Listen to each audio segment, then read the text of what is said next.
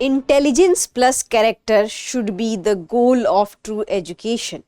This quote has been rightly pointed by Martin Luther Jr. King. Well, this is a question that do we have access of equal education? Hello and welcome to the new series of Drishti IAS. I am Ritu and today's session is about ASER report 2024, and in this session we are going to discuss about the status of learning among the children of rural India, and also we are going to discuss that despite of having various efforts by the government of this country, why we are unable to provide equal education for all. There is a saying that education meant for all, but despite of having free education to the children, we can see that many children are still deprived of that. What could be the reasons for that? Lack of awareness, poverty, and we do have some lack of political will. So coming to the discussion part.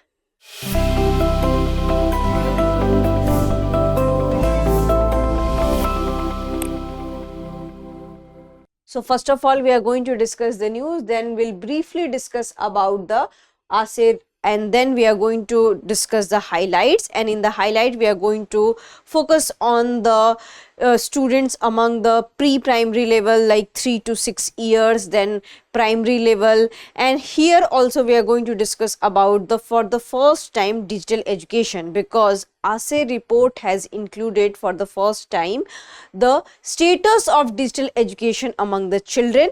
So we are also going to discuss on that enrollment thing and everything related to this particular report and practice question for prelims after that. Before that, you have to like, share and subscribe to this TIE's channel. So moving towards to the news part. So the news is that there is an NGO whose name is Pratham, and since 2005 we can see a report. The report name is Annual Status of Education Report Rural. So this is basically for the rural children, and in this report they measure the basic reading ability and arithmetic levels among the school childrens and also attendance in school and other indicators. So here they are going to basically study the broader trends, what we have achieved so far and where we are lagging behind. So this news which we are going to cover up, and here this is not just report, it also gives the outlook that in which direction we have to work.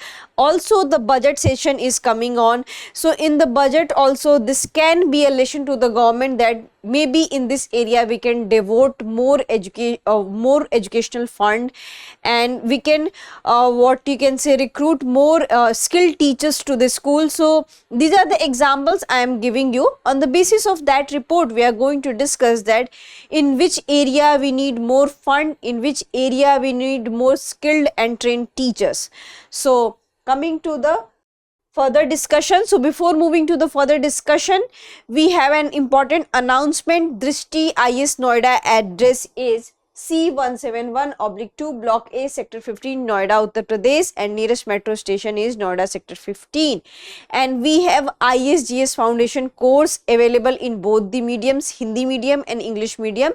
So Hindi medium class will start by 21st February 11:30 AM and English medium class will start by 17th February 6 PM. This is for the offline batch. If you want to know more information about such classes or anything related to the Drishti IAS, you can call on to the number 87501 So moving to the discussion part. So the discussion is about the ASER. So first of all, we should know that what is ASER. So ASER is an annual citizen-led household survey that aims to understand whether the children had received the basic education or not.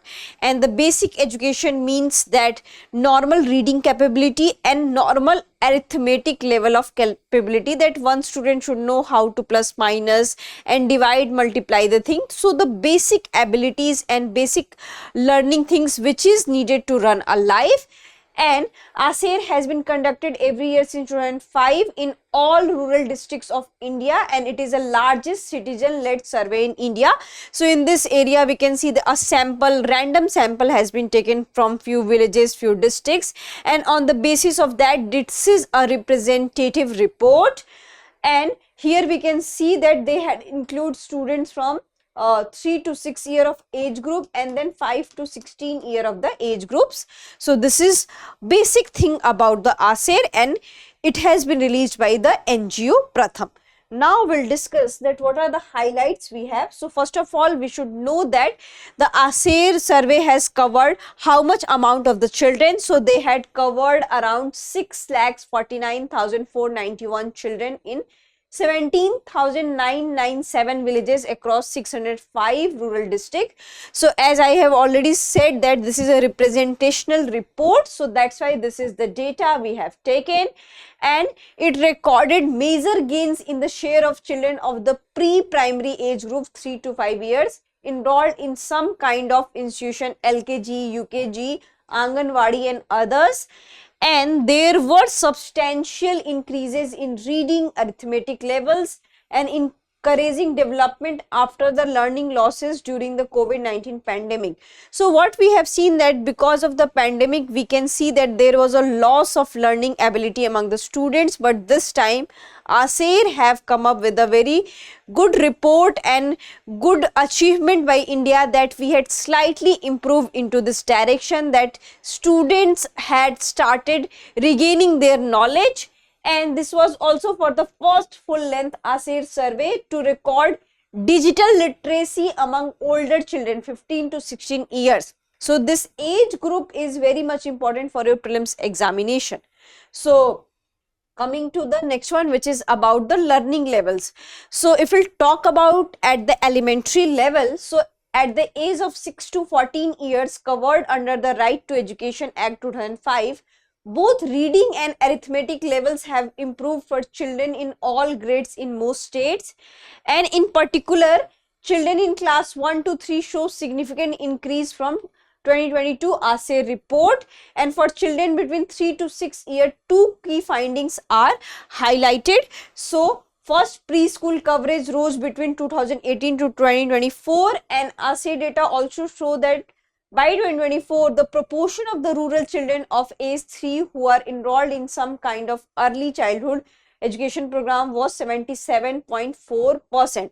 This is a very good achievement by India, that almost 80% of the students who are enrolled into a pre-primary level is what you can say. So only 20% students are left. So we have to work on all those 20% who are still left. Now we'll discuss about the NEP changes. So we had introduced this new education policy in 2020, and after 5 years where we are standing, we are going to discuss, analyze that thing.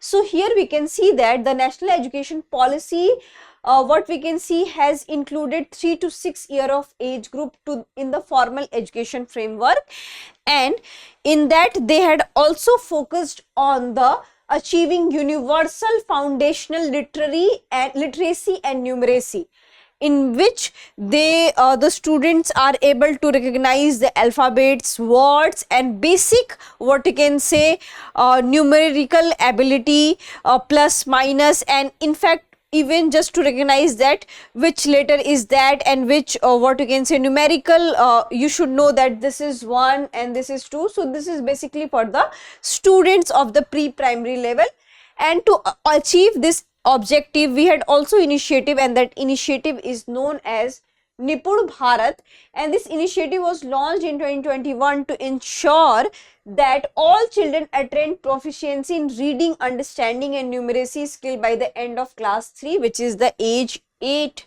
and the target year is 2026 and 2027. And according to the ASER survey, here are some few highlights. So what we can see that 83% of the schools reported receiving official directives of the foundational literacy and numeracy.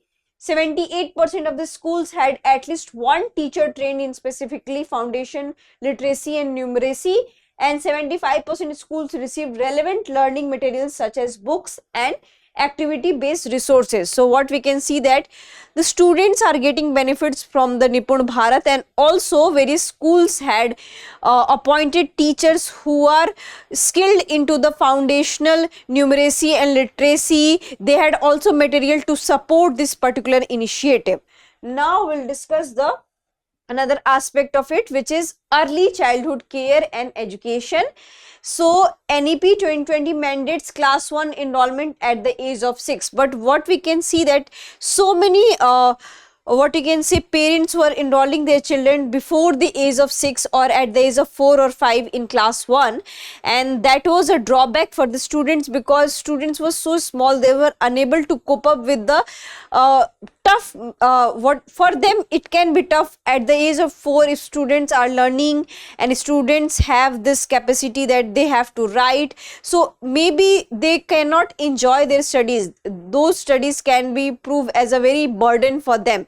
So the age 6 has been decided for the class 1 students. So the students who were below the age of 6 will not be admitted to the class 1. So this is basically to release the burden and so that we can have more time to train our student to go into a formal education. And in fact 3 to 6 year is also decided and are a part of the formal education, and in that what you can say educational level is there. We have Bal Vatikas, we have Anganwadi system, we have prep schools, and we have LKG, UKG, nursery. So in that also students are trained. Does not mean that if they are coming to the class 1 so they have to start from the scratch. They are already trained, but in the class wise system they have to come at the age of 6. So this has been made mandatory, and over 1/3 of 3 to 5 year olds attend Anganwadis.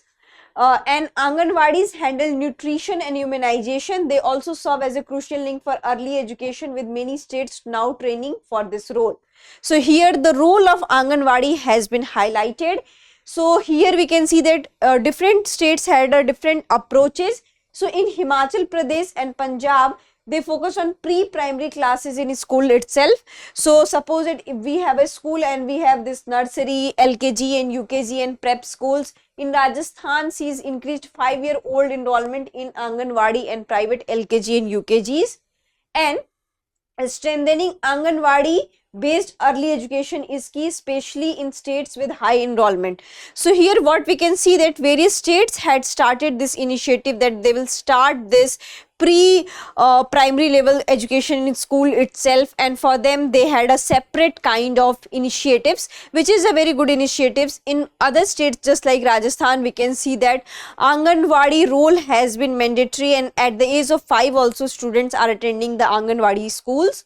And Anganwadi role is not just limited to the educational curriculum. They are also giving and they are also taking care of the immunization, they are also taking care of the nutrition, and they are the connecting point between the parents and the children. So here we'll look up some more important points. So if we'll discuss about the assessing reading levels, so the table shows the percentage of children in classes 3 and 5 able to read a class 2 text in government schools. So class 3, what here we can see the percentage of reading at the class 2 level. So here we can see that we had this slight improvement. In 2018 we have this 20.9, and in 2022 here we can see that 16.3, and in 2024 here we can see that 23.4. so this is about that we had increased some slight improvement. And class 5 percentage reading at class 2 level, so 44.2. Then because of the pandemic there was a low data, so it was 38.5, and in 2024 it is 44.8%. so this is basically about that. Here also we can see a slight improvement, and here also we can see a slight improvement. But this is also a very challenging situation because we have to make it 80 or 90, and our goal should be the 100. So students who are studying in class 5, they all must know the class 2 reading level and comprehension level. So this is the thing. Now we'll discuss about older children 15 to 16 years. So if we'll discuss about that, how much students have been not enrolled to the school, so it has gone down around 7% today, and we have to make it 0. This should be our goal. And what it has highlighted that if we'll talk about the digital education, so around 90% of the rural adolescents have access to the smartphones, and they are using for searching information by putting up the alarm. If we'll talk about the digital divide among gender, so here we can see that boys have outperformed in comparison to the girls, and 80.1% of the boys aged between 14 to 16 could have browsed for the information, while 78.6% of the girls, and in southern states girls have outperformed, and especially in Kerala more than what you can say 80% student have this access of the smartphones. So here also we are improving into this direction. So this is about the students.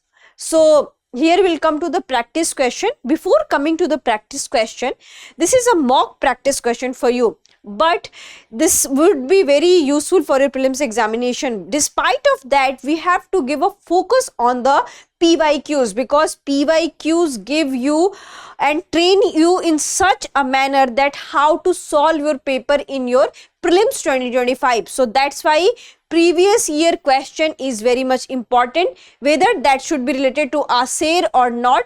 But if any previous year question is related to right to education, that would be also very important for this particular session. So moving towards the question part, what new aspect was included in the ASER 2024 survey for the first time? Impact of midday meals on education, digital literacy among 15 to 16-year-old children, evaluation of private coaching centers, and parental involvement in the children's education. This is pretty easy. You can answer into the comment section. I hope you like this session.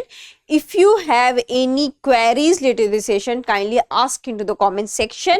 And also you have to analyze that what outlook we can give to the government, what could be the way forward, because this report has also highlighted few loopholes, like so many students have dropped their education from the government school, and we can see that preference of parents and children is the private education.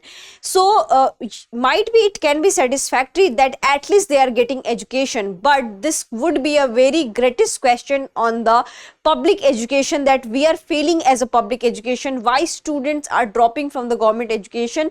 Because the government education condition is deteriorating day by day. So this is also need for the thought that we need to think in this direction, and we need to improve our government education so that education can be accessible to the all, and marginalized students can also have this access of education. Thank you. Have a nice day.